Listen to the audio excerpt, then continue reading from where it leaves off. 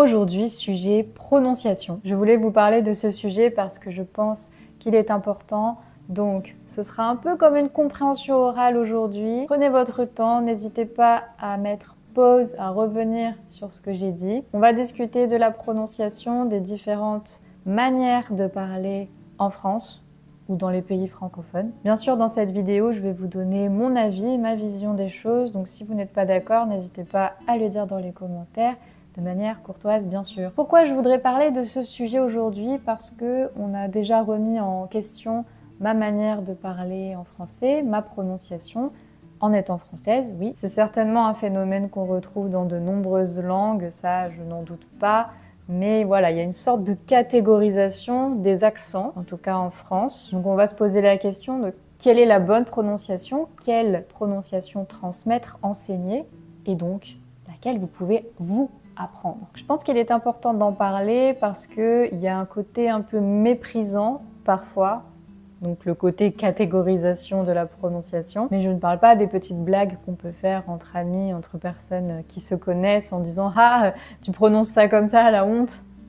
mais plus de quelque chose de sérieux qui remet vraiment en question notre manière ou nos manières de prononcer les différents sons du français. Donc ça m'est arrivé de recevoir des commentaires de la part de profs de FLE, notamment une prof il y a, je pense, 2 ans maintenant, qui m'avait dit sous une de mes vidéos que ma manière de prononcer était tellement mauvaise qu'il ne fallait pas que j'enseigne parce que j'enseignais un mauvais français. Et donc ça, pour vous donner un exemple, c'était par rapport à ma prononciation de la terminaison de l'imparfait. Donc je disais, je faisais, je mangeais.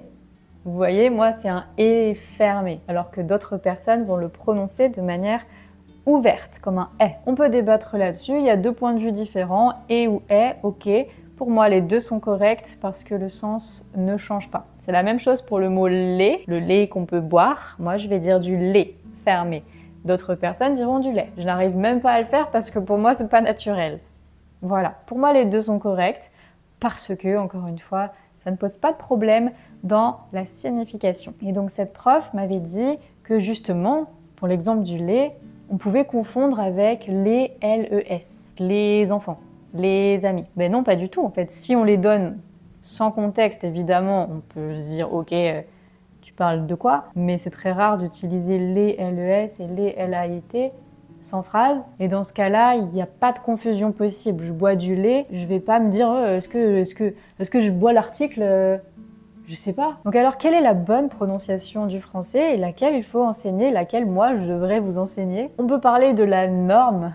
La norme, c'est très important. Bien sûr, comme vous apprenez le français langue étrangère, vous le savez, il est nécessaire de se faire comprendre et pour ça, il faut se rapprocher le plus possible du système phonologique du français. Et bien sûr, parfois, on ne peut pas prononcer des choses trop différentes. On ne peut pas dire « en » à la place de « on ». On ne peut pas dire « un » à la place de « on ». Il y a des choses, évidemment, à respecter. Donc, qu'est-ce que la norme? La norme, c'est un modèle de référence, une base commune. Donc, en soi, c'est pas une mauvaise chose, mais là où ça peut devenir une mauvaise chose, c'est quand il y a, encore une fois, cette catégorisation et un peu ce mépris qu'on peut entendre chez certaines personnes. Donc, il y a un côté supérieur et en même temps un peu difficile à atteindre parce que cette norme ne représente pas l'ensemble des francophones, l'ensemble des personnes qui parlent français, parce qu'il y a beaucoup d'accents différents. C'est comme un idéal de prononciation. Donc il y a un côté que je comprends et il y a un côté qui me pose problème. Pour vous donner un exemple, en 1913, Philippe Martinon a écrit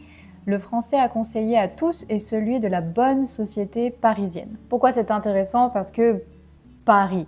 Et c'est vrai que l'origine de la langue française, c'était Paris, donc ce serait le modèle de référence et qu'il faut transmettre à tout le reste de la France. Donc il y a eu une volonté de standardiser la langue française et c'est passé notamment avec ce français standard qu'on pouvait entendre et qu'on peut entendre encore aujourd'hui à la radio, à la télé, donc pour qu'un maximum de personnes puissent l'entendre et l'absorber, l'intégrer, l'utiliser. Donc ce français standardisé, c'est un français commun à tous, qui serait accepté partout. Il y a eu de nombreuses enquêtes sociolinguistiques qui montrent qu'en fait, d'une région à l'autre, le système phonologique du français n'est pas exactement le même. Parce qu'il y a des accents différents. Donc, on peut peut-être parler d'une différence, d'un paradoxe entre le français standardisé, l'idéal à atteindre et la réalité de certaines régions, de certaines parties de la France notamment. Donc ok, encore une fois, il peut être important d'avoir une base de référence pour qu'on puisse savoir ce qu'il faut enseigner,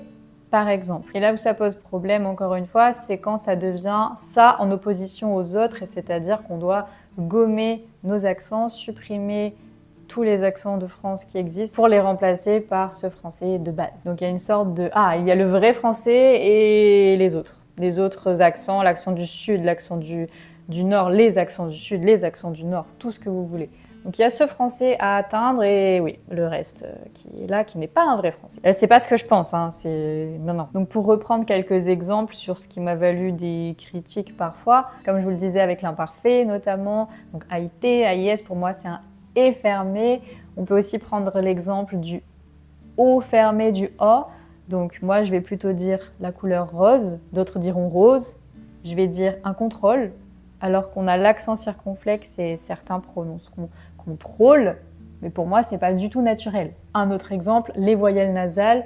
Moi, je n'en utilise que 3, donc en, on et un. Il existe aussi la quatrième un. Par exemple, les cheveux bruns et un brin d'herbe. Mais pour moi, c'est la même chose. Un brin d'herbe, les cheveux bruns. Moi, je fais pas la différence. Voilà. C'était juste une petite réflexion autour de la prononciation, de la norme, du français de référence, parce que, en fait, la question, c'est, encore une fois, de savoir qu'est-ce qu'on doit enseigner, qu'est-ce qu'on a le droit d'enseigner. Et on a le droit d'enseigner notre manière de parler, peu importe d'où on vient en France ou d'ailleurs. On n'a pas à supprimer notre accent pour respecter quelque chose de standard, parce qu'au final, on peut comprendre, quoi. Il y a certainement des avantages et des inconvénients à apprendre tel accent ou tel accent, mais je pense que le plus important, en tout cas en tant que prof, c'est de garder sa manière de parler naturelle et bien sûr d'expliquer à ses élèves que il existe différents accents, différentes manières de prononcer. Moi, je parle comme ça, elle parle comme ça, lui, il parle comme ça. Donc après, à vous de choisir ce que vous préférez, ce qui est plus facile pour vous aussi. Ça peut être un facteur important. Et c'est pour ça qu'il est important pour vous, en tant qu'apprenant, de vous confronter à différentes manières de parler, parce que selon où vous allez en France, on ne parle pas exactement de la même manière. Et je sais que c'est la même chose pour de nombreuses langues, dans de nombreux pays. Donc ça va peut-être pas vous surprendre, mais c'était une réflexion importante et nécessaire que j'avais envie de partager avec vous aujourd'hui. Donc voilà, moi ce qui m'intéresse, c'est de savoir justement si c'est pareil dans vos pays, si vous avez un peu cette différence entre la norme et les différentes régions, différents accents, comment les gens voient les choses, qu'est-ce qui est enseigné. Donc ça m'intéresse d'en savoir plus. Expliquez-moi tout ça dans les commentaires. Et en attendant, je vous dis à très bientôt pour une nouvelle vidéo.